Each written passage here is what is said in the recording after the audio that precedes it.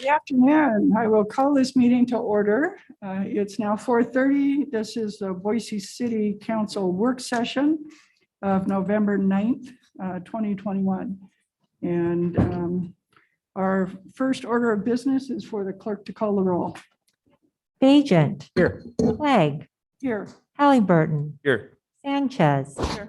Thompson. Here. Woodings. Here. All present. Thank you. Second order of business is the interim budget changes. This is an action item. Eric.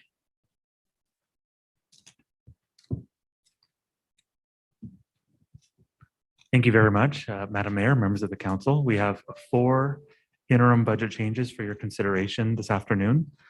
The first one is an adjustment for Franklin Park for the installation of amenities. The bids for this project came in higher than anticipated. This adjustment will allow for the full build out of the park by summer of 2022. I will note that this adjustment is being built into the draft impact fee plan, which is currently under consideration with the Impact Fee Advisory Committee and will come to the council in the forthcoming months. The second adjustment is for some enhancements along the Boise River between Diversion Dam and the East Park Center Bridge. This adjustment would be supported via open space and clean water levy funds.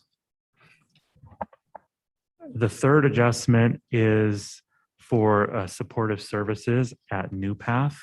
This funding is required to fill a gap that was created due to Ada County repurposing funding previously allocated for this purpose.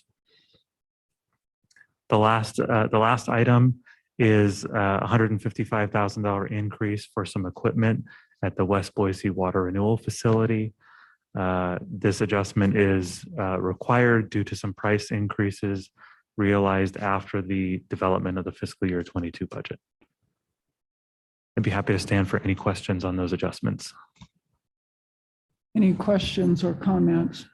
Madam Mayor, I don't have a question for Eric, so this is not directed at you at all. I just want to say that it's really disappointing that Ada County pulled out of their support for New Path. We've seen through a study done by Boise State that it's really a tremendous investment in our community. It's humane. It's a way that we can help folks who have been experiencing homelessness long-term live in a way that is not harmful to them or our community. So it's just kind of makes me mad that they decided to pull their support and left us on the hook for making up that funding. So I look forward to finding a sustainable long-term funding source for this while we fill this short-term gap. Councilmember Bajan. Really the same points as Councilmember Woodings. I mean, there's no really good argument that withdrawing that funding was a good idea. And frankly, to the people in the city of Boise, there's no credible argument that every time Ada County drops the ball on its obligations to our citizens, the Boise taxpayers can step in and carry that. So my understanding is that this is not added to our base next year.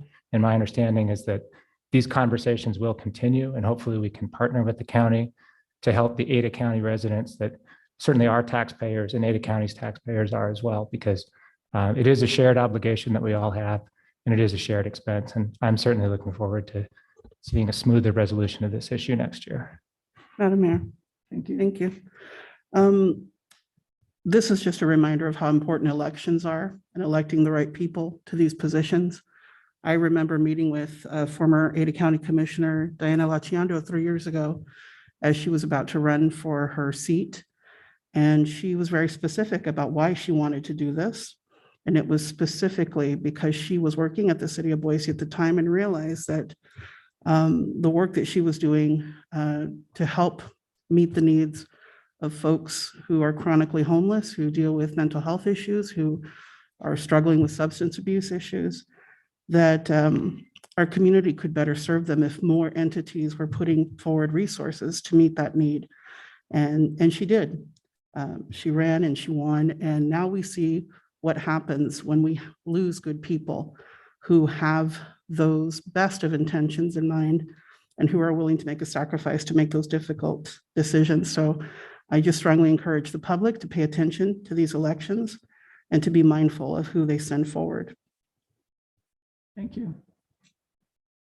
Well, I will make one comment as well before we take a vote on this.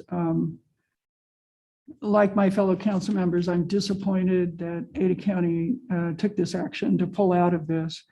At the same time, recognize that we've got vulnerable citizens who are counting on us to help them as they work on figuring out how to put their lives back together. And as Councilmember Woodings noted, this program has been incredibly successful at doing just that. What I think bothers me the most, or disappoints me the most, if you will, as a taxpayer of Ada County and a taxpayer of the city of Boise, as well as an elected official, I know that the county both has a statutory responsibility as well as defined funding for these kinds of needs. City of Boise does not. The city of Boise is doing this because we know that it's the best thing to do for those citizens who rely on this. But I do look forward over the next year to working with all of the partners who work in this space and finding a more sustainable solution to funding the much needed services so that we can get people into housing, knowing that when we get them into housing, they are much more likely to succeed than if they are not in housing. And that's what this program does. So I will be supporting it, but also looking forward to those tough conversations. Madam Mayor, I move approval of the interim budget changes as presented by staff. Second.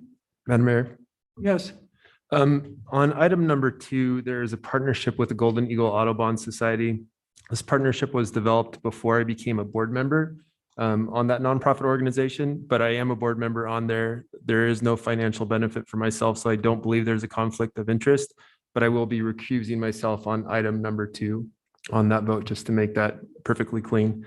And I would just echo all the comments that have already been made about the disappointment, but also the appreciation to our city council members for approving the funding for this gap and our city staff for bringing it forward as well. thank you. And council member, I appreciate your offer to recuse. It may be more appropriate to ask the city council if they believe that you have a conflict that would require you to recuse. And if they vote not to, then you can vote. Madam Mayor, thank you for that advice, and I would ask the council to decide whether or not there is a conflict there. Madam Mayor, does that require a motion or I just? think you can make a unanimous consent. Madam So Mayor, we're in the middle of a motion, so I'll Okay. ask what we need to do. Do we need to withdraw the motion while we have this discussion? Council President, I would suggest that you either vote on the motion or withdraw the motion and then ask unanimous consent, but just not mix the two. Why don't we withdraw the motion, act on this, and then we can have the motion again? all right. Do I need to move to Does the withdraw the maker of motion? Agree? Yes. Thank you. Thank you, Madam Mayor. I appreciate Councilmember Halliburton being so forthcoming about his relationship with Golden Eagle. But I don't see a conflict of interest since he doesn't stand to have any personal financial gain from the approval of this interim budget change. So I ask unanimous consent that Councilmember Halliburton vote on the motion before us. Without objection. All right, Councilmember. Yes. Madam Mayor, I move that we approve the interim budget changes as presented by staff. Second. Moved and seconded. Any further discussion? Would the clerk please call the roll? Sanchez, Yes. Thompson, Woodings, Yes. Bajent, Yes. Clegg, Yes, Halliburton. Yes. All in favor, motion carries. thank you. Item number 2 is our water bond and next steps. And it looks like we have Heather here with us. I think Steve would join if he's available, but I don't believe he is, which we certainly understand. Unless I'm mistaken, he's not online. Right. That's Okay, correct. Heather, it's Thank you. yours. Thank you. Thank you. All right, see if my presentation will start. There we go. Thank you. As Madam Mayor, council members, I am here to give you an update on the water bond, kind of the next steps. We were. Could you speak into the mic oh, just a sorry little about bit that. more? Thank you. Appreciate Maybe it. bring it down a little bit. There we go. So I'm here to give you an update on the next steps for the water bond, considering that it was approved by voters last week. So first of all, you've obviously you're well aware of the utility plan, but that kind of anchors was an anchoring point and where we started from this going forward for the financial planning related to the utility plan. So last October in 2020, you all adopted the water renewal utility plan. And that utility plan was founded on significant community input. And the picture here is showing the 22-member advisory group that was a significant part of that input. The utility plan did establish our next 20-year strategic direction for the water renewal utility. And that strategic direction includes some main points that are listed here. So the first one is enhancing and the health and use of the Boise River. So it's a community gem, and we want to make sure that that stays that way for a long time. Also reinvesting in our infrastructure. As you've heard before, our first water renewal facility was constructed in the late 40s. And so we're right now starting that rebuilding of that facility. So we need to continue that. The other large water renewal facility was built in the mid 70s. So once we're completed with the first, Lander Street was the first facility. Once we complete that rebuilding, then we'll switch over to the West Boise facility to start that work there as well. And then another piece of the plan was initiating the recycled water program. This was a very important piece for our community members that participated. They wanted to ensure that we're supporting the local economy with industrial reuse water, and also helping to combat climate change and the impacts that we may have from droughts going forward with potential aquifer recharge there. And last but not least, keeping an eye on affordability. It's very important to all of you and to us as well, that as we're having to make these investments in our system, that we try and make it as affordable as possible for our community. So you've seen this slide many times as well. It outlines where we are with our facilities right now. We have the West Boise and Lander Street water renewal facilities, the phosphorus removal facility out in Parma, and also the 20-mile South Farm. The near-term enhancements would be, as I mentioned, enhancing the river, the industrial recycled water program with the third facility and aquifer recharge. And then eventually we will also be adding a fourth facility. The bond authorization, as you're aware, I'm sure, was approved by 81% of our voters. It gives us the ability to issue bonds up to $570 million. And the term of those bonds could be up to 30 years. So it gives us some flexibility in financing our program. And our first rate increase associated with that overall bond plan then is going to be effective January 1st of 2022, and that will be 9.9%. You had already approved that rate increase as part of the fiscal year 22 budget development cycle. So the next few slides, I'll cover some of the options we have as far as bond financing. And the first one is the Water Infrastructure Finance and Innovation Act, and we call it WIFIA. And this is a federal credit program administered by the Environmental Protection Agency.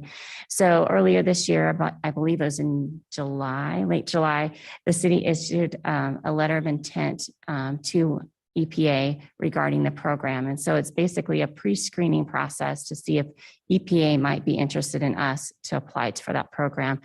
And so if we are selected, then the next step for the city would be to formally apply to the program, and then EPA would decide whether or not they want to actually fund any of our projects. So if we are selected in that manner, it could fund up to 49% of specific projects that are identified for that program. Benefits would be low interest rates. It's a very flexible program for us. And it also only charges interest as funds are drawn. The next option could be potentially the Idaho State Revolving Loan Fund, also termed SRF. This program is administered by the Idaho Department of Environmental Quality. The city did as well submit an application for this year's funding allocation, and we ranked 11th. Our application was very large for the funding available for this program, so we aren't receiving any funds for it because we ranked too low, and also because we're too big of a request for them.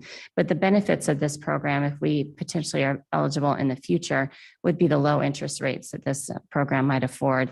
One of our neighboring cities was able to secure interest rates, I believe, at 1.68% when they receive funding from this pool. So it is a nice option for us if we are eventually eligible. Madam Mayor, Yes, just a quick question. Will they accept a partial application? In other words, an application to do 20 million of it or to do a smaller piece in the future? Is that an option? Madam Mayor, Councilmember Beja, yes, that could be possible. They might be able to fund just a portion of our requests as well. There was enough need in the program that they just didn't have funding to go all the way down to where we are ranked. Thank you. Thank you.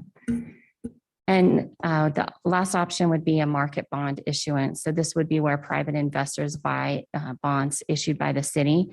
For fiscal year 22, we anticipate this would be the way we would issue bonds for this fiscal year. Benefits here, reliable source of funding. There are a lot of investors out in the market that like to purchase municipal bonds. So that helps us out. And the city has a great credit rating. And so we would be able to leverage that to help us secure a lower interest rate, we hope, in that process. So other funding alternatives, this would not necessarily be bond funding, but we've talked before about the Infrastructure Investment and Jobs Act. As I'm sure you're aware, it passed last week. So we're starting to investigate what it means for us as a city to be able to be eligible for the program and how we would need to apply for that. I believe it includes up to $55 billion nationally for water and wastewater infrastructure. So hopefully we would be able to qualify for that as well. So projects that are in our plan coming up that could be funded or partially funded for the bond funding. As we already mentioned, the Lander Street Water Renewal Facility, we're in the first phase of that project, which includes a lot of repair and replacement of our existing assets.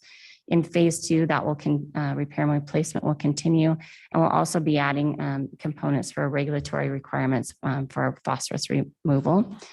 The next piece would be our recycled water program. It is going to be the city's first recycled water program, which we think is pretty exciting. It will add a third water renewal facility, which comes with 5 MGD, million gallons per day of capacity for that. And also aquifer recharge facilities will be designed and constructed. Next, enhancing the river. This is a unique way for us to meet some of the regulatory requirements we have for the Boise River. There are various impairments related regulatorily on the river. So rather than adding chillers or cooling towers at one of our treatment facilities, if we are able to do habitat restoration or improving side stream channels, it could be a unique, innovative way of managing some of the regulatory requirements and reducing those impairments on the river. Capacity projects, both the Lander Street and West Boise work that we're already doing help us free up and create additional capacity at both of those facilities. And the third water renewal facility also helps us there. As we all obviously know, the city's growing and we have to treat those flows. And last but not least are the regulatory requirements. We've been working on phosphorus removal for quite some time now, where this next round of investment will help us get down to the requirements that we currently have on our permit that's being issued. And then also repair and replacement of our secondary treatment facilities, additionally expand those regulatory requirements. So last but not least, what our next steps are then. As I mentioned earlier, we do need to issue bonds for fiscal year 22. We're starting to kick off that process right now. We need to select an underwriter to help us go through that issuance process. So we'll be issuing request for proposal very soon. The next step would just be preparing all of the required legal documents. And then once we get that packaged up, we will be bringing that back to you all for your approval. So you'll be asked to approve the structure, the term, and the size of that issuance. So over the course of the next 10 years, we anticipate to be issuing bonds every 2 to 3 years, depending on the needs of our capital plan. And so each time we need to do that, we will come back and discuss that with you and ask for your approval of what we are structuring and whatnot. So that's the end of my presentation. If you have any questions. Questions? Councilmember Hall. Thank you so much. Thanks, Heather. My question is, so each time there's a bond, we'll be consulted on that and we'll be asked for approval on that bond. How will the bond proceeds and expenditures be reflected in like the annual budget process? Madam Mayor, Councilmember Woodings, that's a good question. Right now, we'll have all of the capital projects. We'll be showing you a 10-year capital plan for those projects. I would imagine that we'll start showing you how each of those projects are going to be funded from bond or cash proceeds. And then within our budget as well, as we start issuing bonds, then a portion of the payment and it's kind of strange, but the interest portion of the payment will start showing up in our actual annual budget request to you as well. So you'll start seeing some additional increases for those expenditures as we move forward.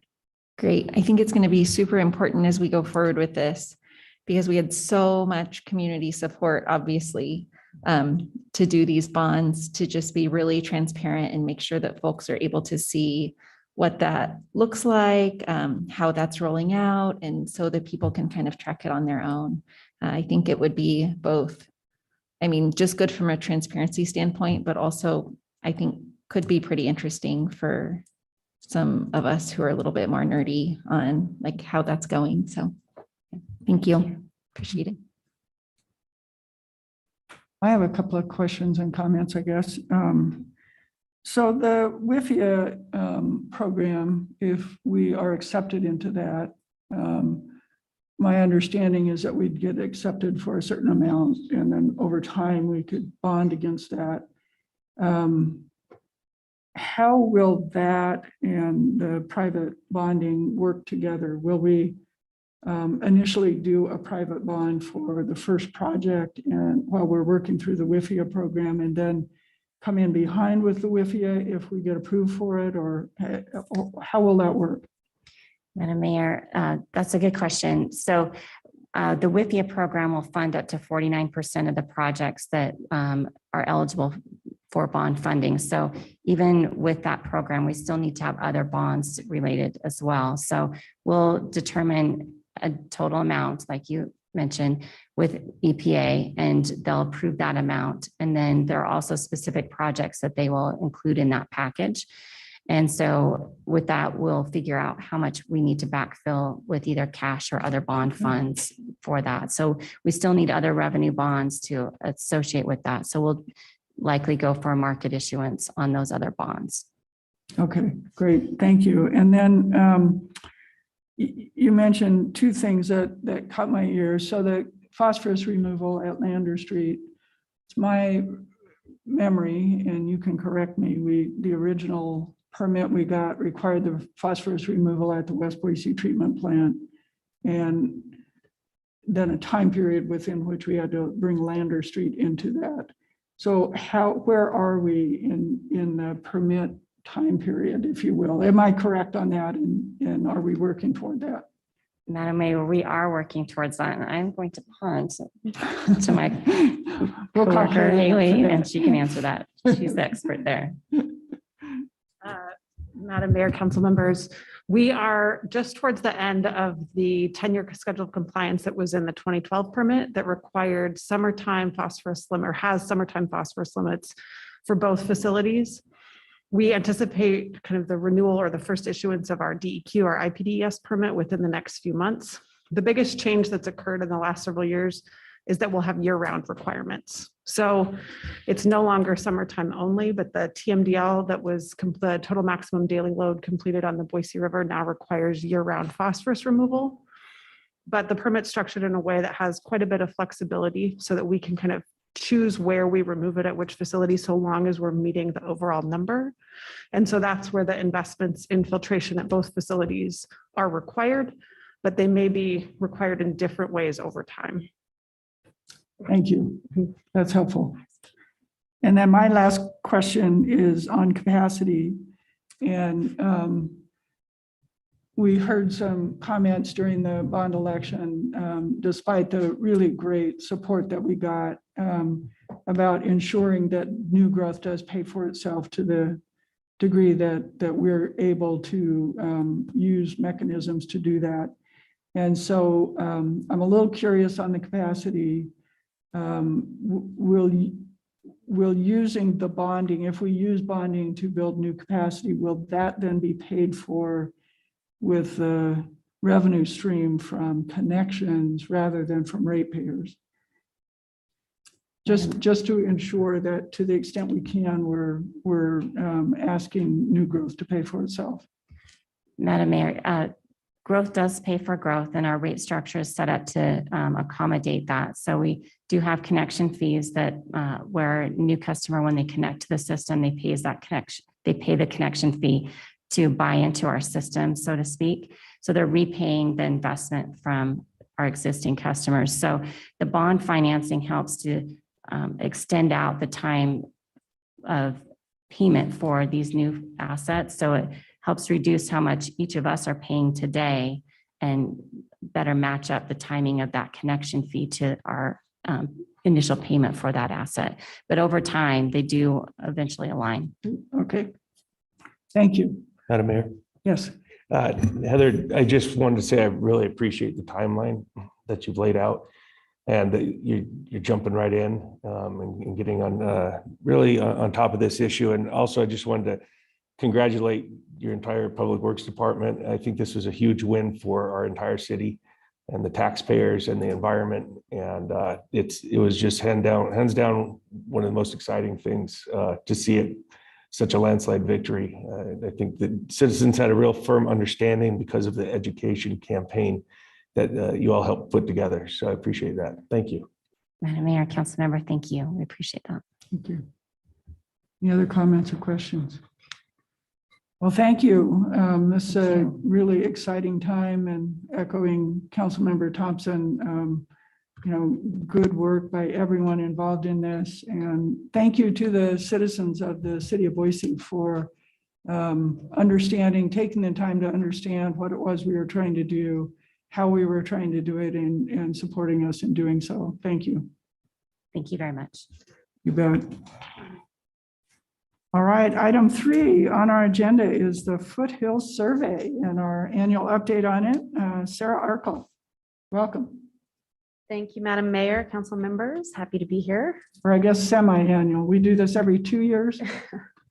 I'm happy to be here because I'm going to share the results of the final survey related to our pilot management program on the trail system. So last time I was before this body on this topic was March of this year,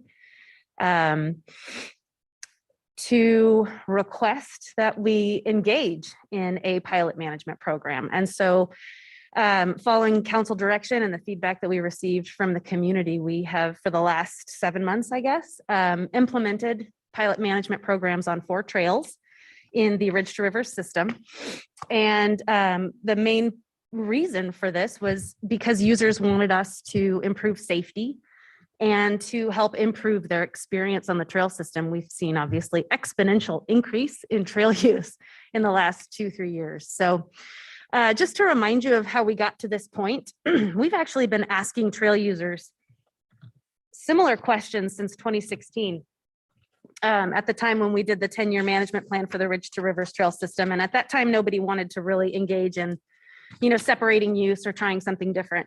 That changed dramatically in 2021, 2020.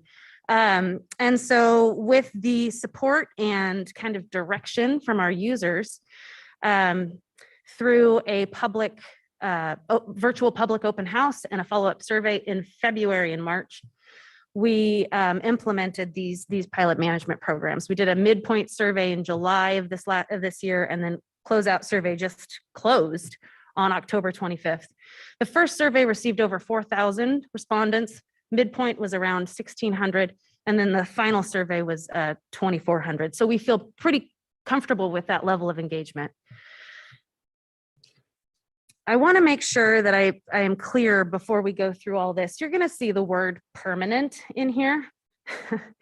And I don't want there to be a misconception that we will not be continuing to seek feedback from our trail users on these strategies. Even the recommendations that we're going to be bringing before you today, although they may be, the path we take moving forward, it's hard to say that they will be permanent, right? Our trail users are changing, our trail system is changing. We are committed to continuing to be transparent and provide an accessible feedback mechanism so that we can respond to those changes and, build the greatest trail system in the state. So the first trail that was of highest priority to our users to experience a pilot management strategy was Lower Hulls Gulch. It's a very popular trail with all of our user groups. And in February, when we asked folks what trails they'd like to see with some suggestions, Lower Hulls Gulch rose to the top. Oh, I'm not sure what happened. Hopefully it comes back. And it continues to be something folks are very, very passionate about. It's the trail that we receive the most feedback on. Given the feedback, 53% of trail users in February wanted this odd even day approach. It's nice to see that support has increased a little bit. It tells me that, after trying it out for a few months, that it seemed to be working. Mountain bikers strongly support it, and foot traffic is pretty evenly split between support and opposition. I think the challenge there is that, and we got a lot of questions, like I said, so we're going to be posting a frequently asked questions statement on our website to answer some of those questions, but a few of them related to, mountain bikers having a downhill day, basically, where there's no other use. And that's really a safety question, and we made that decision based on safety. Obviously, mountain bikers have, higher speed and pose risks around blind corners, but we are recommending to continue this odd even day strategy based on the feedback, with the understanding that we're going to need to continue to educate and engage our users. A lot of the input that we received related to how this was confusing and challenging. So we have a charge to continue to try and seek ways to make it easier, and also to seek more input. So we expect that we will be coming back in 2022. We haven't worked out details yet, but to ask, are you continuing to enjoy this opportunity? Should we maintain this management strategy on the system? Madam Mayor. Oh, sorry. Thank you. I can see how this could be confusing, but this is great. So I know we have an app for our parking system that went through some changes. Is there a possibility that we could have an app so that we could communicate more readily with our trail users when these changes happen, just to keep them a little more connected with that? Madam Mayor, Councilmember Sanchez, great. Yes, I love that idea. We've been working closely with Ada County, their IT department, because to enhance our interactive map, so there can be pop-ups and things like that. But it is available to make it more mobile friendly, and that's something we're going to be pursuing. As of right now, we are doing our best to integrate the online resources that we do have in front of us, and that's something I can definitely pursue with our Ridge to Rivers partners. It's a great idea. I mean, Great. you're absolutely right. We want to get people before they hit the trailhead. Great, thank you.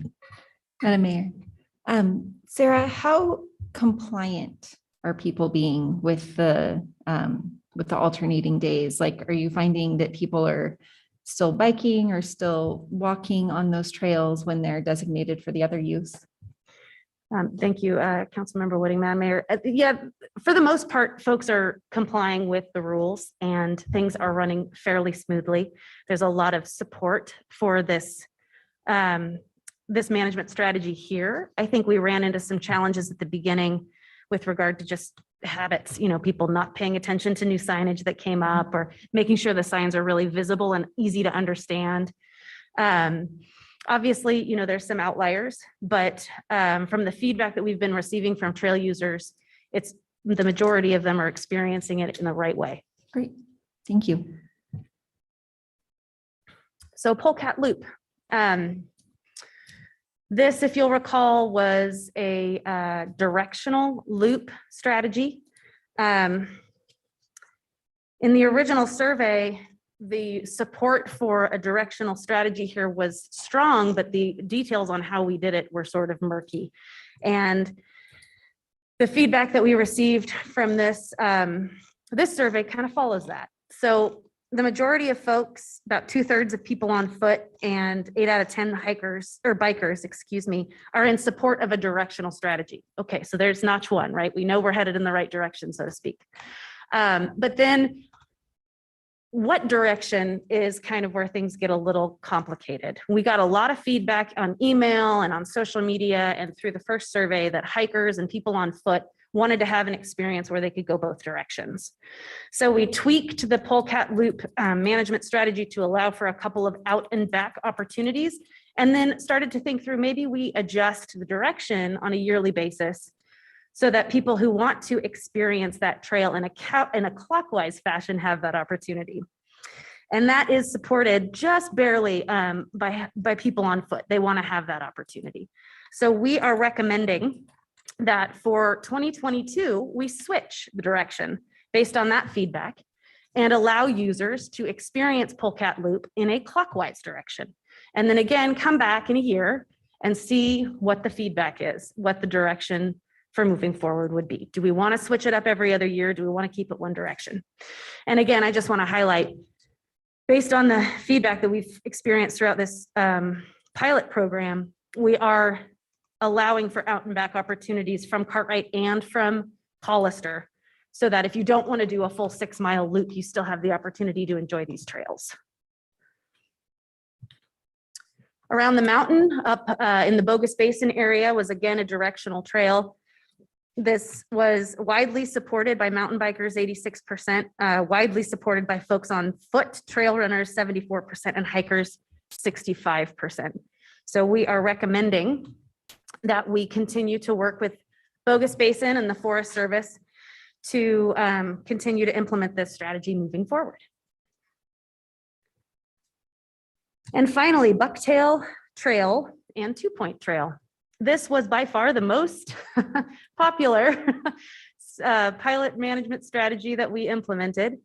Mountain bikers universally liked it, 92%. Hikers and trail runners, 75% and 80% respectively. This is a situation where we took an existing trail, Bucktail, and separated use by creating Bucktail to be a downhill mountain biking trail only, and then built a new trail nearby where we had that opportunity, because that's not always an option, that is pedestrian only. So we truly separated use at this location, and folks were really supportive of it. So we are recommending that we move forward with continuing to have Bucktail Trail downhill mountain biking only, and continuing to have 2-Point Trail pedestrian only.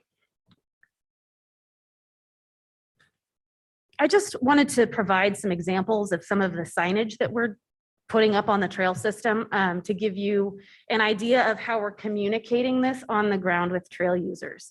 You'll notice a new logo on there, that R2R, and then you can't see it because it's too small, but it says Special Trail Management. Throughout this process, it's been a team effort. Our CE team, our IT folks have been super helpful in making sure that we design things that make sense and are clear, and that we're threading that those symbols, those icons throughout all of our communication methods. So if you go onto the interactive map, you're going to see that logo or that icon to help you notice, oh, there's something different at this spot. And I also wanted to give you an example of how we've been responding to feedback and trying to do better as we go along. What we have out on the system today is that sign on the left. And then what we're going to be moving forward with should council affirm this direction, would be what is shown on the right. And I think it's subtle changes that seem to make a big difference in the ability to quickly and clearly understand the signage that's in front of you when you're out there hiking or biking. And again, you know, we heard a lot of feedback from our users, helping us figure out where we should put the signs so it's the most visible and how we should communicate things. So just a couple of points I wanted to make before going to next steps and closing up. The resounding feedback we received was, thank you for trying something new. Thank you for listening to our feedback and innovating and just seeing what we all learn. And I was pretty excited to be a part of this project to see how, generally speaking, everybody was excited to try something new. Yes, it changed habits and that's hard, but they understood our community is changing, our trail system is changing. We can't manage 200 miles of trails the same way we have for the last 30 years. Again, safety is the main driver of all of this and user feedback. And I want there to be clear that we received input and engagement pretty equally between foot traffic and bikers. On all of our surveys, it was pretty equal, 50-50 in terms of users. So that makes me confident that we're doing our best to represent everyone and provide an experience for everyone. And finally, next steps. Madam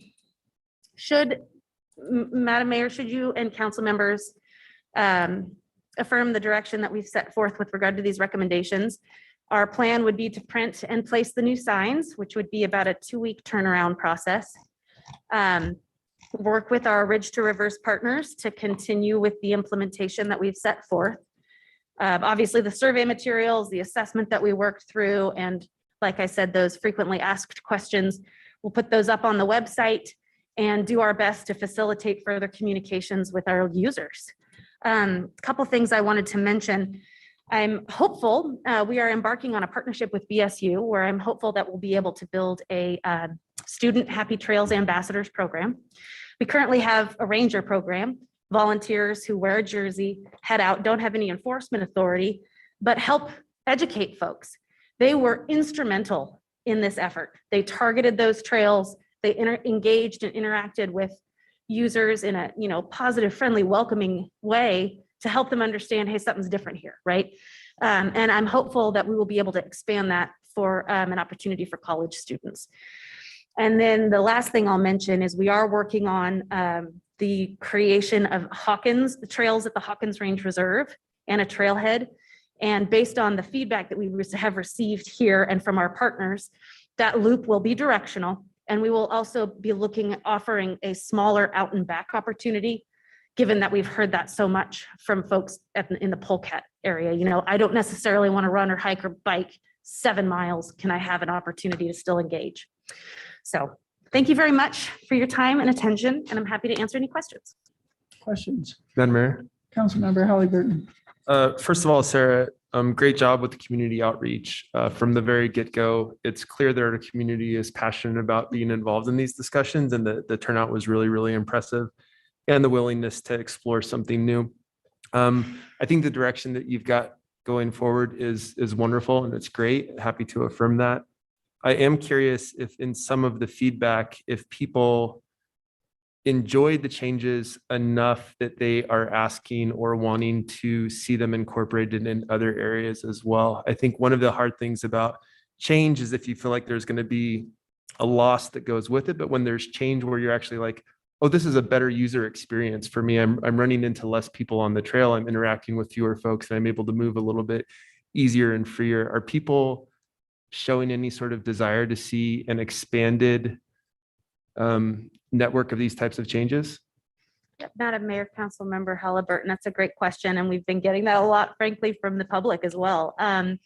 Beyond Hawkins Range Reserve and the loop and the directional opportunity that we will be providing in the next few years, we hope to make those decisions about whether or not these types of management strategies are expanded onto other trails based on the safety and experience that prompted this. So we don't have trails identified right now that we would be expanding to other than Hawkins Range Reserve. But given that we are going to be in an annual communication and feedback discussion with our users, I wouldn't be surprised if other trails pop up as use changes and our community grows. It is worth noting that, that it is a mosaic of land ownership up there. And so it's not as easy to make these changes on other places where it might seem easy. We have to work with partners to make sure that happens. But that's what we do. Absolutely. And Madam Mayor, just quick follow-up. I think you've created a great template for if other things are ever to be explored and how to do it in a way where the community feels really engaged. So again, thank you for the job well done. And thanks for creating a kind of a platform that could potentially be used going forward. Madam Mayor. Councilmember Thompson. Thank you for that presentation and all the work that's gone into the feedback received. Is there a specific benefit to going the other direction, or is it just about a different experience for the rider and hiker?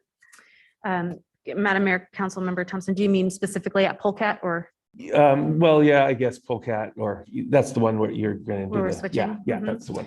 Yeah, I think it's a combination of things. The terrain is challenging. So if you want to experience, less a gradual uphill versus a steep uphill, and then also just the views that you get, So I think people have a habit and a way of experiencing a trail that they really like and want to preserve. And again, just trying to make sure that we're not limiting access to the extent that we can, and we're providing an opportunity where everyone's enjoying their experience. Madam Mayor. Councilmember Woodings. Thank you, Sarah. And I was really pleased to see how many people responded to those surveys, because sometimes when it's like, oh, it's only a couple hundred people, it's really hard to say that sentiment is widespread. But when it's in the thousands, that makes it a little bit more statistically significant. I really liked the updated designs on the signage. And I do agree with what you were saying, that also signing the trails that are for all users and that have no restrictions is also a really great idea. I think that it kind of builds an expectation that, like when you go to a trail and you're like, oh, is this an on-leash trail or an off-leash trail?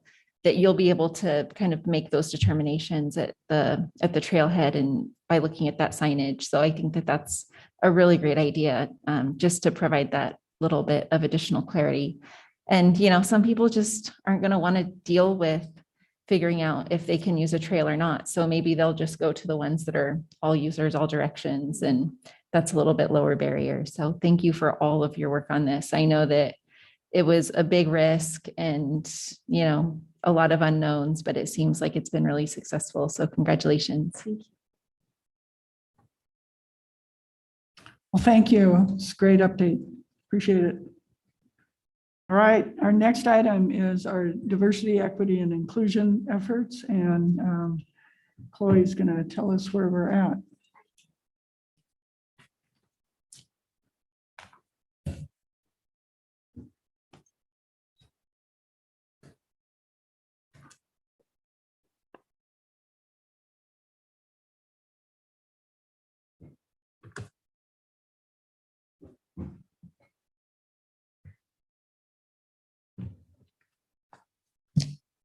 Good afternoon, Madam Mayor, Boise City Council. I am here today to provide a status update on multiple projects the city is undertaking pertaining to diversity, equity, and inclusion.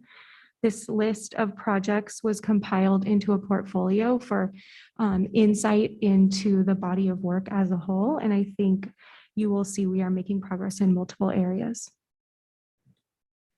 This is a list of the projects that I will be providing an update on. Please note I'm providing updates on behalf of a few of the project owners who are aware that I'm providing updates on their behalf. In all of those instances, the project owner is coming back with more information and detailed recommendations at the natural conclusion of the current phase that they are in. The first two projects I will update you on are led by Sierra Garachena, who is in the Community Engagement Department. Under her guidance, she led the Cross Disability Task Force, who met weekly over the course of 2 months earlier this year.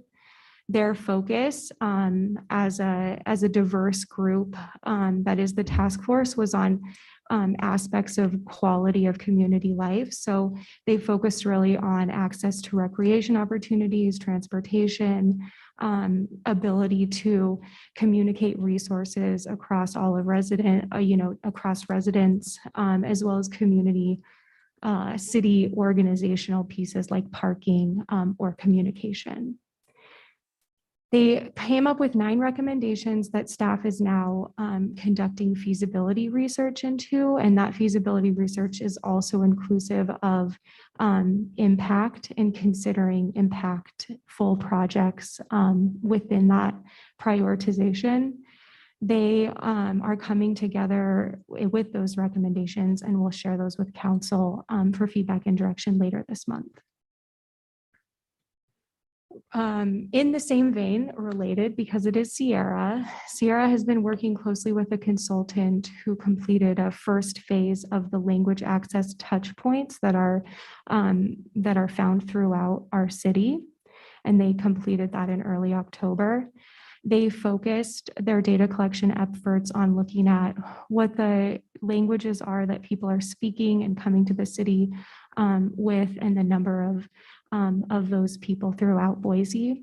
They also conducted a survey of staff to look at the capacity and current offerings in this realm, and are now putting together a list of recommendations with detailed information on how to implement that will also come to council later this month for feedback and input. It has been a busy time for Sierra.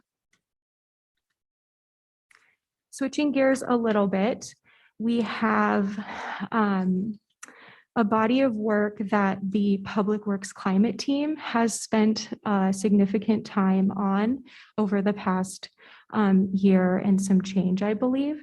They have done some good work identifying and mapping meaningful metrics throughout the city that are related to environment, health, and equity across the city geographies. Now the group is working on developing a method to actually use the data in meaningful ways that can be integrated into decision-making operations, and to guide future funding requests and investment throughout the city. So while they are finalizing the development of the tool, they're also really thinking hard about that methodology. And Steve Hubble is, I think, actively scheduling a work session to come with greater level of detail and more information about that within kind of the broader context.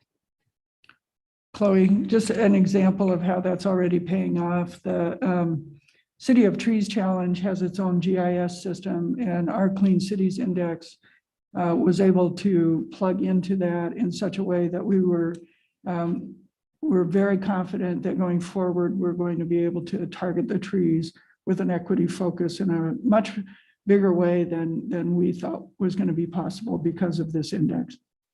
Thanks, Madam Mayor.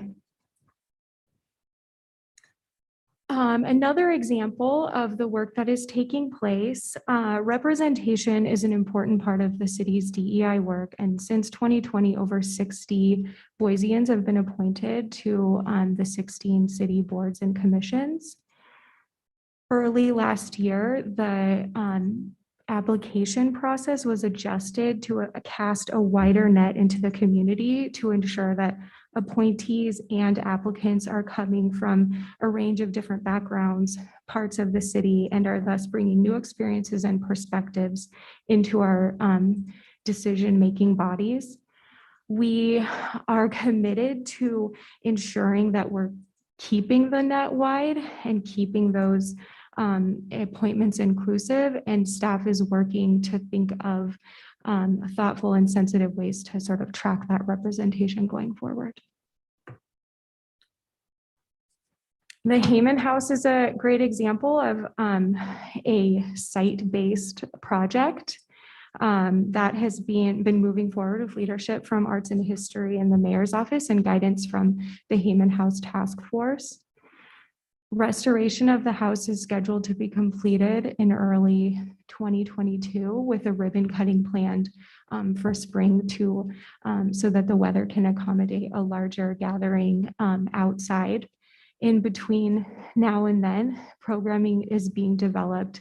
Options and opportunities are being explored in conjunction with the neighborhood and with the task force. The Boise Police Department has embarked on an exciting human rights training program. Earlier this year, Chief Lee developed his vision for a curriculum that would deliver specific content based on an officer's rank and job duties throughout the course of their career in the department. So for example, content, learnings, takeaways will be different for a patrol officer at a certain point in their career versus a command staff officer, at a leadership level. So currently this type of curriculum exists across the country in different sort of siloed areas, museums, law enforcement related groups, and even within specific law enforcement departments. The idea is to sort of look at all of these different curriculums and develop something in conjunction with local partners that is really Boise authentic and brings in Boise specific issues and content. So this effort has begun in earnest. Last week, 6 officers began a course with the National Center for Civil and Human Rights, which is a museum in Atlanta, and they're attending a virtual training that will then sort of lead into other officers attending and a broader look at what the curriculum is out there so we can develop something that's Boise specific. Finally, the internal work of the city continues, and the idea is that all of these programs that I just updated you on are sort of living within this foundation. That is the internal assessment, that is phase 2. We have scoped it into 2 different areas. The first area is to hire someone to really set the strategy and the focus areas for the next couple of years. And that the intention is to work with the executive management team to develop out what are those, what is the commitment, the statement of commitment, the definitions of DEI, and then therefore where are we going to want to focus in the coming years. We have received RFPs and are going through those now. We intend to have a recommendation by the end of this month to begin the work in January. Very related is the scope, the second scope of this. We know that that most likely a significant focus area is going to be on what we're calling the life cycle of an employee. So from the moment the city of Boise comes into the awareness of a potential applicant to recruitment process, hiring, onboarding, and then how the employee is existing and contributing as a city employee. We want someone to come in with a sort of, third party assessment of what our process is and be able to provide recommendations and insights of best practices of what we can do. So based on who we chat with as a part of the RFP process, we'll be able to refine that scope and get that out to begin the work at the beginning of the year, hopefully as well. Madam Mayor. Councilmember Whittings. Chloe, does that also include in goal 2, does that include like what we're offering for benefits, pay, and that type of thing as part of that analysis? Madam Mayor, Councilmember Whittings, that is a good question. As we have scoped it now and are thinking of it, we're really considering the sort of experience of the potential employee, and then as someone becomes an employee, we haven't quite talked about it in terms of the benefits or in terms of but very related and aligned. And I think as we get someone to come in and provide their expertise, we'll find where that bumps up, if that makes sense, where there is overlap. Yep, that makes sense. Thank you. Madam Mayor, Yes. Chloe, in goal 1, and I suppose in goal 2, does the scoping that we're looking at as we then go out to RFPs include baselines or metrics or something that we can measure so that then after we engage these consultants, we can then measure the effects of the results and make sure that after the fact we're on track and we've made progress? Madam Mayor, Council Member Bajent, yes, the idea is that they'll be able to come in even in goal 1 and say, okay, here's what we've heard are your values, and here's what we've heard what your North Star is, and then here's where you are sort of as a baseline. And then if these are the areas that you want to make progress in, this is how we'll be able to track it. So I think there's some things that we don't yet know that we don't know. We don't know what we don't know yet. You and Donald Rumsfeld. But I think especially with the goal, the second piece of the scope, there will be some definite metrics on how we can increase representation and retaining employees over the long run. Thank you, Chloe. All right. Thank you. These conclude my updates, and I'm happy to stand for any additional questions about the portfolio as a whole or any of the specific projects. Well, thank you. Are there additional questions? I guess I'd just like to say I'm glad to see that there's both internal and external actions being taken, that we're looking broadly across the city at things we can do better, but also internally. Thank you. You bet. Thank you so much. All right, we are on to item number 5. We're even on time, let's see, multifamily housing in the American West. And we'd like to welcome Brandy Burns. And for those of you who don't know, Brandy's leaving us. It's always wonderful that we have employees who get really great opportunities. We always hate to lose them, but it makes you feel good that we've got some of the best employees. I think, Brandy, you tell us you're going to the Museum of the Yellowstone? Yes, I'm going to be the new executive director of the Yellowstone Historic Center, which includes the Museum of the Yellowstone and a really great original dining lodge from Union Pacific. And they manage the city's historic preservation district for the town council there. Wow. Well, congratulations. We're really going to miss you, and good luck. And we're looking forward to seeing this presentation before you leave. Thanks. Yeah. If I Welcome. can figure out how. Here. Okay. And so just to give a little background here, I gave this at the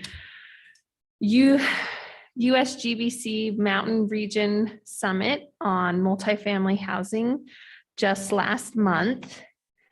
And I still have a lot of what was in that presentation. So some of this looks exactly like what those attendees received.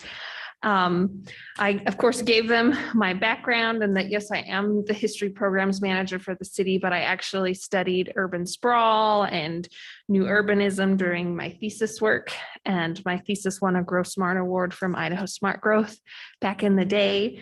So I still feel quite dedicated to the issues of growth and how cities grow.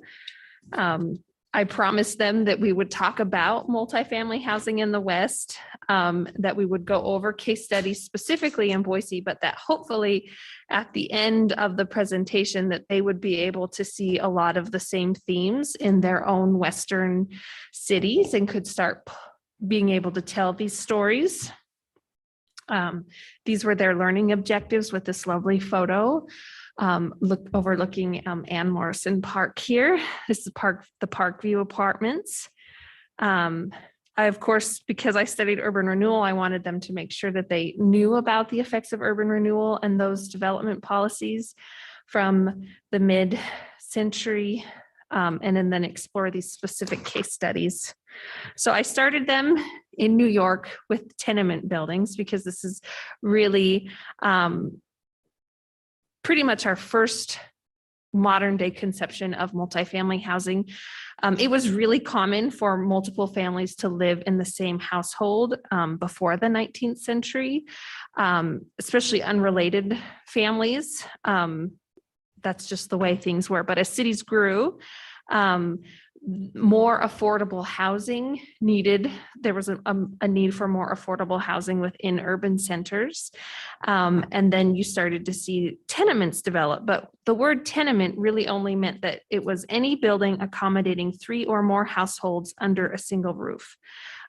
So they were really from the beginning just multifamily housing units, but they quickly got a bad reputation. And so here's an example of some documentation of the terrible conditions that many low-income families were faced with, and then they had no control over. And this was at a time that there were few to no regulations. So it was really just up to the landlord if they were going to make any changes.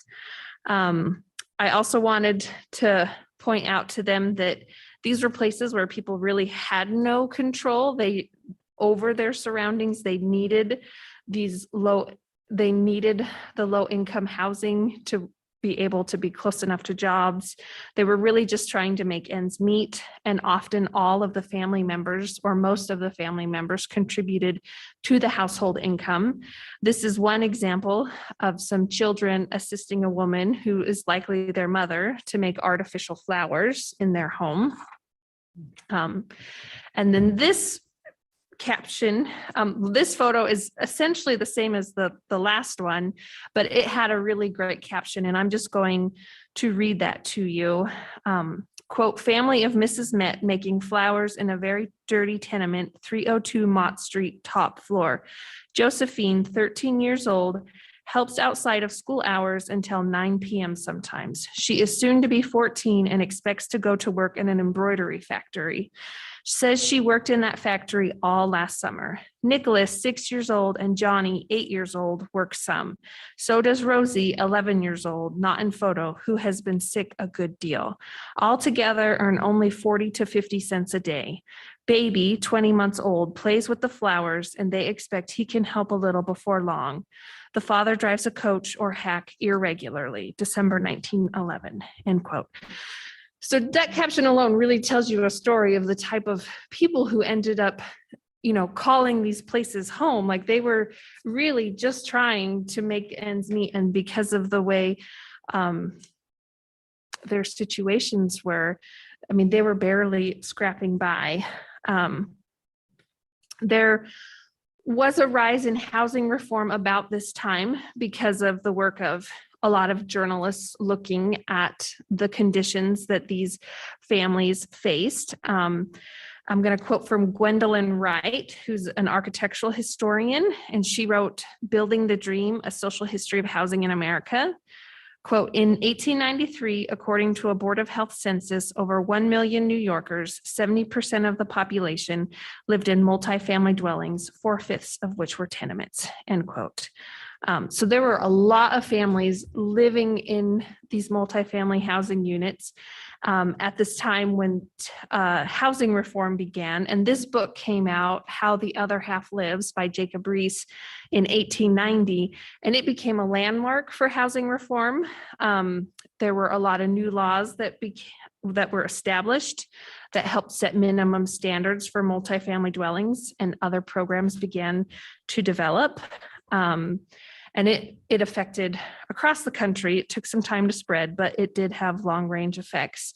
And I do like to point out that all multifamily housing at this time also existed on a spectrum, much like it does today.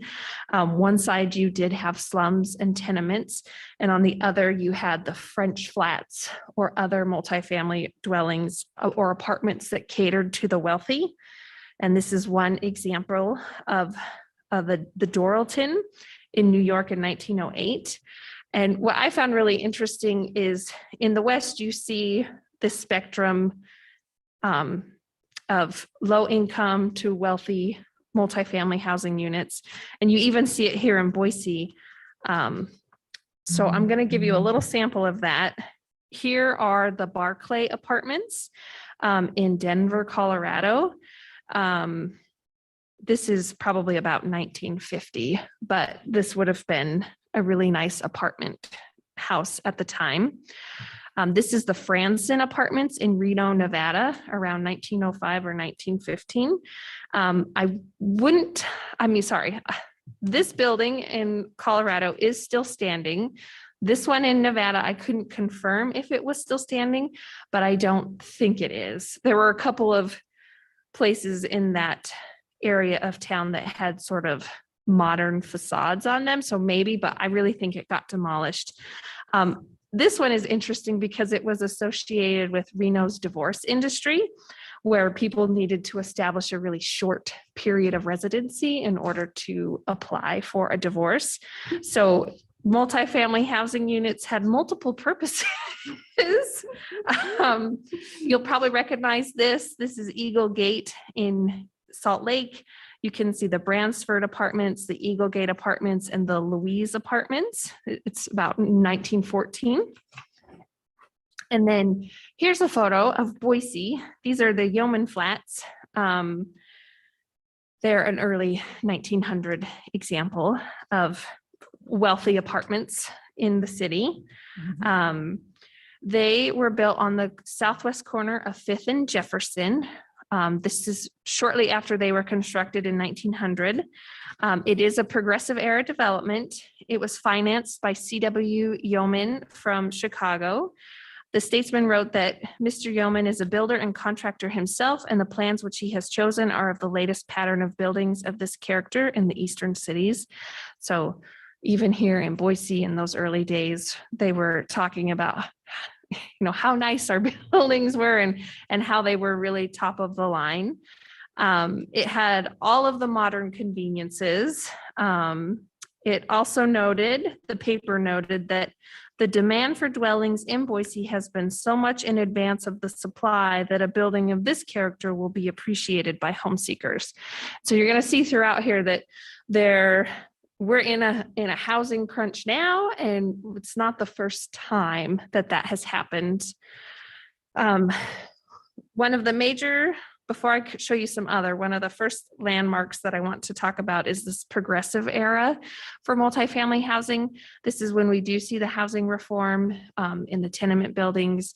The reform really aimed to improve sanitation, ventilation, light, and fire protection. I mean, one of the very first ordinances that the city of Boise passed was a fire protection ordinance in 1867. The progressive era also included rampant housing discrimination. It really wasn't considered a public issue at that time, and so it was really rampant. Zoning efforts started, and there were criticisms towards multifamily housing. Even though they were really popular, people criticized them a lot, even to the point that quote, apartment living was thought to promote sexual promiscuity, which some felt would surely lead to the demise of the family. Others even said that children could not grow up normally unless they lived in a single family house. And so there's all of these criticisms going on, including this. This is a 1901 cartoon from Puck, which is titled The Tenement. I zoomed in over here on the right so you could kind of see the figures. The caption says, "Not only an evil in itself, but the vice, crime, and disease it breeds invade the homes of rich and poor alike." And the illustration is highlighting the spirits of alcoholism, opium dens, prostitution, gambling, and street crime, as well as the figure of death up here playing the violin. I think he's playing the violin. Yes. So there was a lot of criticism towards multifamily housing, that they weren't clean, that they weren't places of good moral virtue, which is entirely untrue, as we can see from the family, that caption of just how they were trying to make ends meet. And despite all of the criticism, the popularity of them continued, and developers continued to build multifamily housing units and continue to this day. So the next phase of development is kind of Depression to World War II. Construction pretty much stopped because of the Depression. That we enter a new era of federal involvement in financing that hadn't existed before. This included President Roosevelt's efforts to stimulate the construction and housing industry. This could be its whole own presentation, so I'm just glancing over this, but the Federal Home Loan Bank System and the Federal Housing Administration, they targeted single-family housing, and the Housing Division of the Public Works Authority and the United States Housing Authority targeted multifamily housing. And under this USHA, local governments would own the housing and the construction would be done by private contractors. And one of the examples I have is from Colorado. These were the Lincoln Park homes. They were built in 1938. They are demolished by now, but you see similar housing projects like this come to Boise about after World War II. We're always just a little bit behind, but that's because we're isolated. It takes a while to get here. World War II, of course, saw an increase in housing production until the war ended. Oh, sorry, World War II decreased housing production until the war ended, and then it started to grow again and became the housing boom that all of us are familiar with. And with this boom came even more housing segregation and discrimination. This is a good example, and the original title of the image says it all. Concrete wall, 1/2 mile long, Detroit, Michigan. This wall was erected in August 1941 to separate the Negro section from a new suburban housing development for whites. So you see, even in the physical landscape, this segregation happening. The new housing era, you get new law. It's a new housing era. You get new laws, including the Housing Act of 1949. You also see urban renewal. Like I said, I did focus on urban renewal during my master's, and it was aimed at clearing slums and improving housing projects, but really it just kind of made things worse. And often it targeted minority sections of town as the slums to be cleared, and then new housing projects built that were supposedly better. And you see that here in Boise with, I mean, most of the work of urban renewal you see in the downtown core, but we have to remember that the River Street neighborhood was also targeted as an urban renewal neighborhood during the 60s and 70s. And that's why you see River Street being rerouted and all of that work happening there, because it was primarily a low-income Black neighborhood. And the similar scene that's playing out nationally is playing out here. And of course, in the downtown area, which we often forget with all of that massive demolition of blocks of historic buildings, a lot of that was the original, sorry, not the original Chinatown, our second Chinatown. So you do see this kind of ethnic story of clearing and demolishing in Boise's story of urban renewal. This here is a photo from the Statesman. You'll recognize the Egyptian theater right here. It was called the Ada Theater at the time. And this building was actually built by Mary McCarthy. She was a suffragist whose husband died shortly after they got to Boise. And she was a really astute businesswoman, and she developed quite a bit of Boise, but her building is one that's being demolished here during the urban renewal time. This is part of Chinatown that was demolished. This is an image of just about where we're at tonight. This is the block where City Hall stands. You can just see the Edelman right over here. And then this building still stands today. But after urban renewal, we enter a new era of multifamily housing development as more private developments begin to occur. We see private apartment buildings built, condos, senior housing that's built with public funds, and even low-income subsidized housing during this time. And like I said, this was the Parkview Apartments being constructed overlooking Ann Morrison Park. And I'm sure you can all guess that it was a privately funded, more wealthy development. We are seeing the construction here. And then on the other side, we're also seeing sort of the concept as it was portrayed in the newspaper. They would have 64 units ready for occupancy in July of 1964. And this is the quote the paper used. Among those leasing apartments are several from distant states who have decided to live in Boise. So very similar to what we hear today, even in the 60s. They were also advertised in this fashion that this can be your luxurious all-electric home, and this can be your magnificent front yard. And so, of course, they're talking about Ann Morrison Park and being able to overlook that.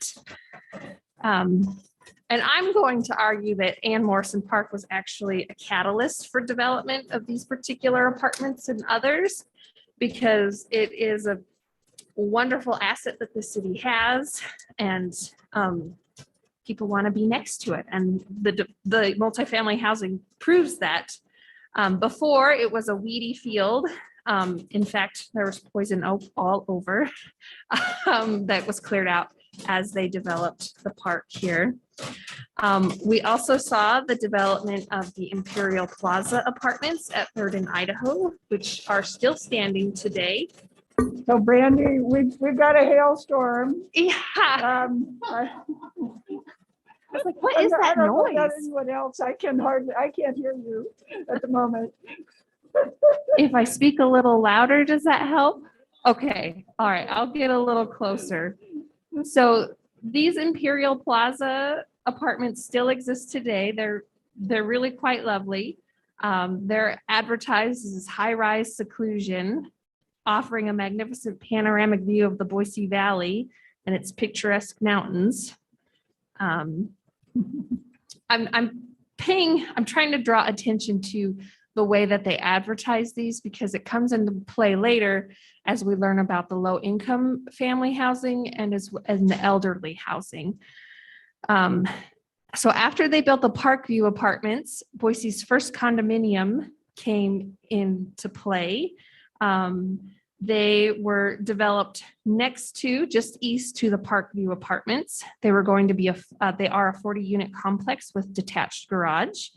In 1969, the paper said, Parkview East will provide perfect privacy and security, lovely outdoor recreation facilities, covered parking, private elevator service, and a wealth of outstanding features designed to make your living pleasant.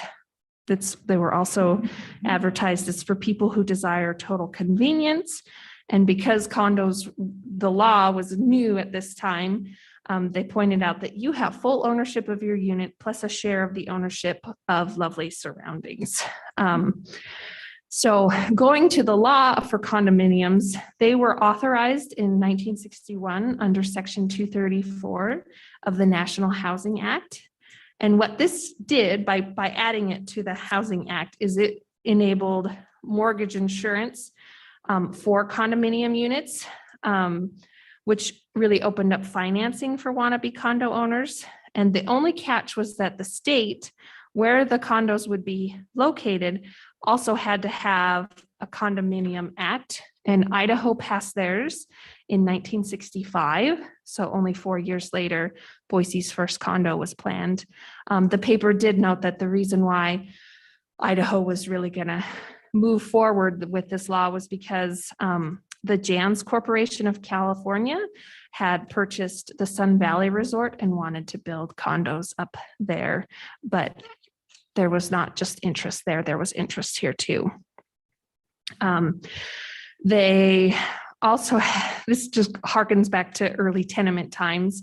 One of the criticisms was, you don't want to live in a tenement because those nosy neighbors of yours are going to know everything about you and what you're talking about.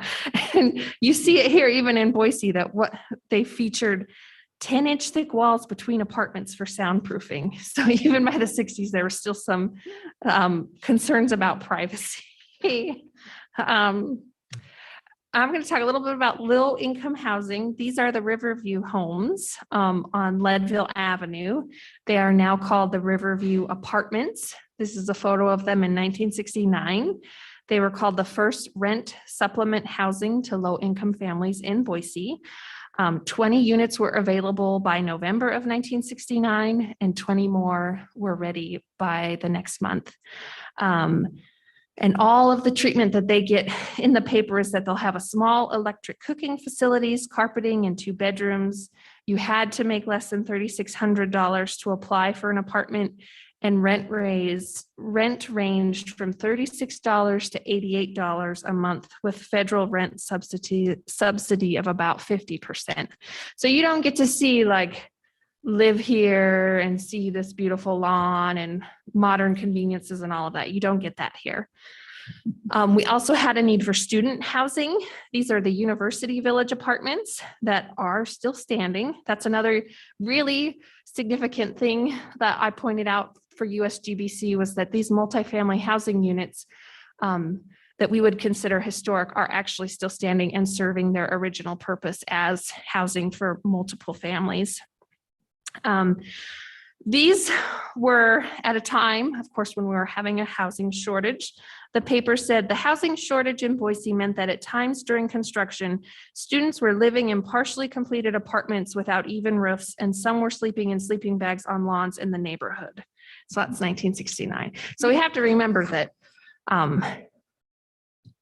people have had to live in really, even in Boise, in terrible conditions just to get housing, even as far back as this and earlier, that it's something that we should continue to be concerned about. Elderly housing, our first HUD-built elderly housing was completed in 1971. They had 2 complexes, one at 7th and Fort and the other at 15th and Franklin Streets. Mayor Jay Amix delivered remarks at the ribbon cutting when that happened. They contained 160 units, all reserved for senior citizens. And the paper was very clear to point out that there is no local financial participation in the program, Housing Authority Director Ernest Ludwig said. So there was this fear of criticism towards, I guess, local participation in these programs. And again, you do not find any amenities being emphasized for seniors, only that they would get help with their rent. So I really have no idea the type of, these still stand. So of course you can see them today. They must have been good in a way in order to stand the test of time. But the other interesting side of this is that our Boise Housing Authority was created in 1967. So just a few years before this project. And their whole purpose was to provide housing for the low-income, housing for the aged. One of their later developments, which is at 13th and River Street, was actually my first home when I moved to Boise to pursue my master's. So I appreciate the Boise Housing Authority. They've done good work. We've sort of seen the spectrum of wealthy private condos to low income student housing and elderly housing. And there's still this sort of mid-level that I'm just calling mid-level apartments because I really wasn't sure what to categorize them as. These are off of Overland on Hartman Avenue. This is a modern day picture of them, but they were built in 1971. At that time, the complex was valued at $1.2 million. And they did talk a little bit about what it would include. There would be 44 one-bedroom units and 72 two-bedroom units. They were also going to include a complex that would have a recreation building, a swimming pool, and 2 laundry buildings. And I'm almost done. Part of USGBC, you know, they have some pillars in sustainability and equity. So I specifically wanted to pull out equity and multifamily housing because of that. And it was a subtle theme throughout. Like I said, multifamily housing has always existed on a spectrum. And thankfully we have subsidized housing today, which we did not have in the early tenement housing days. And those historic acts of segregation and redlining still have effects today, even if they are not enforceable by law like they were then. They have shaped the way our cities have grown.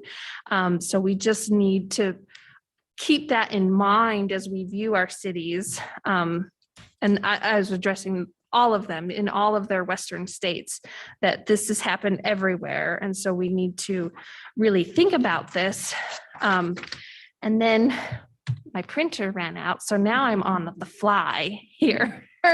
I really too wanted to emphasize to them that multifamily housing, especially historic multifamily housing, is sustainable, because we know that the greenest building is the one that is already built. And we know that because of studies such as this done by the Preservation Lab. The greenest building, that one is a little bit dated, but still has a lot of good data in it that people still cite and use. The more up-to-date version that I could find is this sustainable historic preservation. So I included those URLs for them so that because they were more of the data. Like, if you want to see it, here's the reports that get to it. But we know that when you save a building and repurpose it, all of the embodied energy of that historic building is not being lost. So all of the wood and steel and concrete and all the materials that it took to build that house or that structure, and the energy it took to get it to that location, and all of the energy it took to build it is embodied in that building. And once you demolish it, you lose that in addition to the cost you incur of building another new building, even if it's going to be a really green building. So you just want to be really conscious of that. Of course, history is built on many people doing this work, and these are some really great books that I liked to pull upon, especially Gwendolyn Wright, Building the Dream, A Social History of Housing in America. She has another chapter in another book that I'm forgetting the title, but she specifically talked about the needs of women and housing, and it was published in the 1980s as you see a rise of single family households headed by a woman, and the unique, circumstances that they end up having to face in those periods. High life condo living in the suburban century is a good one. And then this whole presentation kind of doesn't even address this phenomenon of downtown hotels that served as living facilities. And that's what this Paul Groth book will address. And now it's questions, if you have any. And sorry about the hailstorm. Not your fault, I don't think. That was a lot of information. Thank you. Before I open it up, I'm going to make a quick comment. This reminded me that my own family, after World War II, my parents had 2 children, was 1947. My dad got a job in Boise. There was no place to live, and they lived in one room in I guess what would be called a tenement, with a bathroom down the hall. And all 4 of them lived there for almost 2 years because there literally was no housing in Boise at that point. And they finally bought a little tiny place in the East End, and and doubled the size of it after they built it. So this has been going on for a long time. And I appreciate the perspective because I think, history does repeat itself and we're facing a lot of the same things. So thank you. Madam Mayor, Others. Madam Mayor, thank you. Brandy, I'm going to Councilmember miss you Sanchez. so much. I really appreciate when Councilmember Woodings and I joined 4 years ago. I think you gave a very similar presentation about the history of Boise, and it was such a wonderful way to start our time here because, as the president has said, history repeats itself. And so I loved the headlines that you shared with us from the early statesmen, where people were talking about the crowded roads and very similar complaints that we hear now. And I had asked that you do a presentation like this. I don't know if that's that request being honored, but I am very grateful that you have focused on the issues that you focused on during this presentation. I know for myself, oftentimes I feel like I'm the only one talking about issues of discrimination, and I'm always very grateful to you that you have really made a point over the last 4 years that I've been here, that you have really focused on that in all the talk of history of our community, and I'm personally very grateful for that. I'm also really jealous of the new community that gets to benefit from your talent, and most importantly, your heart. You have the biggest heart, Brandy, and any community member that is crying out for support from their leaders, that's what they really want. They want people who care about them and what's happening to them, and that they make space for them to advocate for themselves. And you've always done that, Brandy. So I just want to thank you for that. Thank you. I grew up in a very rural area and very blue collar family. And so it's very, I see those stories of my own family in Boiseans that have lived in different parts of the city. And it's been nice to focus on them because they haven't had a chance to have their history told before. And I do hope that, I just know the next person's going to be wonderful and we'll be able to carry that work forward. Thank you. Madam Mayor. Councilmember Thompson. Thank you, Brandy. I've really enjoyed your presentations. This one in particular was outstanding, very informative to all of us, to me. In particular, I also grew up mostly being raised by a single mother in an apartment. And all I know is in Idaho Falls, and I certainly enjoyed several aspects of the amenities that came with it once we left the rural environment, and I had a dishwasher and I didn't have to wash all the dishes by hand with my sister. But it's neat to see how the history has played out. It was remarkable to see that family doing the flowers. I have trouble getting my daughter to put her dish in the sink, and so I've got some work to do, but it was really neat and I enjoyed it. Thank you. Thank you. Madam Mayor. Councilmember Halliburton. Right. I think Councilmember Bajan almost tied me to speak there. So I don't have any questions that I could possibly have enough time to cover during the time that we have. Certainly lots of questions of just such an interesting subject.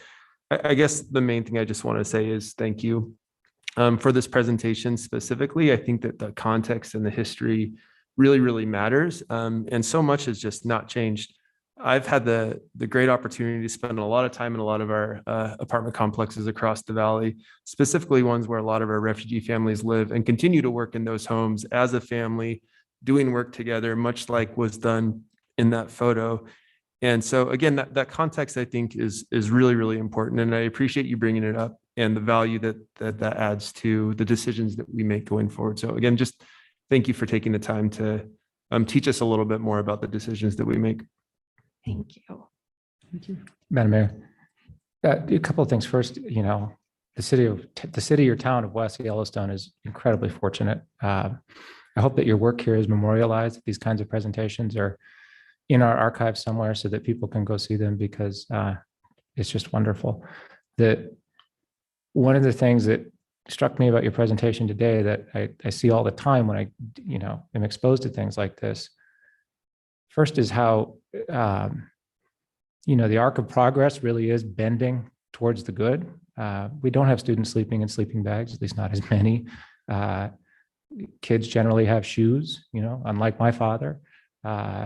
We are improving slowly, but progressively and steadily. And then the other thing that really always grabs me about presentations like this, or you can see the periods in our history nationally, and I draw from this in the city of Boise as well, where our best impulses result in tremendous progress and also reinforce some of the worst aspects of our nature. You started your presentation with the progressive era, and that's such a good example. That's when, in addition to tenement reform, we did away with child labor. The middle class theory came up, sort of emerged. Women's suffrage was born out of that period. All of these good things happened. But while we were legislating so hard for the good, culturally, we confused the good with our perceptions of the moral good at that time. And so you see the emergence of redlining as a tactic and a strategy to reinforce racism. You see zoning used to promote the quote unquote good, which is actually just upper middle class comfort. You see this type of pattern over and over. Prohibition came out of this period too. So confusing the policy good with the moral good and the sense of moral righteousness that comes from progress causes us to do things that we later discover are really terrible. And so you see it again in the post-war period with the housing that was developed then and some of the policies we implemented then. And so one of the most powerful lessons for us from these types of presentations is to be very, very careful and to be very, very thoughtful about the things that we're so confident are right. Because if history teaches us anything here, it's that we're never really sure whether what we're doing is because it's good or because it makes us feel good. And you can see that over and over as a theme in your presentation. The other interesting, less heavy comment is I love that in your photographs, you could see the automobile slowly taking over the development pattern. So it's accommodated in the 1930s, 1940s, and then suddenly you can see the developments built around to reinforce and reestablish that trend in our society. This shows it wasn't always that way. So thank you. Thank you. Madam Mayor. And we do have an exec session. So. Okay, cool. I'm going to be really quick. It was really fascinating to see the evolution of multifamily housing that you presented.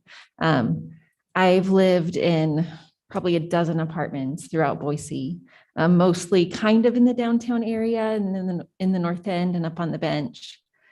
And at one point I lived in the Wellman apartments on 5th and Franklin, which when they were built were the very, very fancy apartments, like extremely fancy. People like airline pilots lived there. And that's kind of how they were billed. And then by the time I lived there as a young professional in my first job out of college, they were very affordable apartments. And so it's just interesting to see the evolution of multifamily in that way. Apartments that were once really aimed at the high earners are now housing kids straight out of college in their very first career in walkable neighborhoods, without parking requirements and things like that. And so I really appreciated that piece of your presentation. I mean, I loved the whole thing, but that was something that kept coming top of mind. It's like, okay, well, where are those apartments now? What purpose are those apartments that were built for this purpose? What purpose are they now serving? So it was really, really fascinating. And it gave us a lot to think about as we're making a lot of these decisions all the time about multifamily and what that looks like in our community. So thanks, Brandy. I'll miss you a lot. Thank you.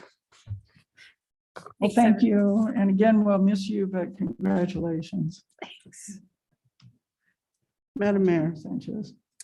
Madam Mayor, I'd like to move us into executive session, personnel land acquisition, records exempt from public disclosure, pending and probable cause litigation, communicate with risk, management regarding pending and probable claims, labor contract IC 74-206 1B C D F I J. Second. Moved and seconded. Would the clerk please call the roll? Sanchez, Yes. Thompson, Yes. Woodings, Yes. Bajent. Yes. Clegg, Yes, Halliburton. Yes. All in favor, motion carries. thank you. We will be back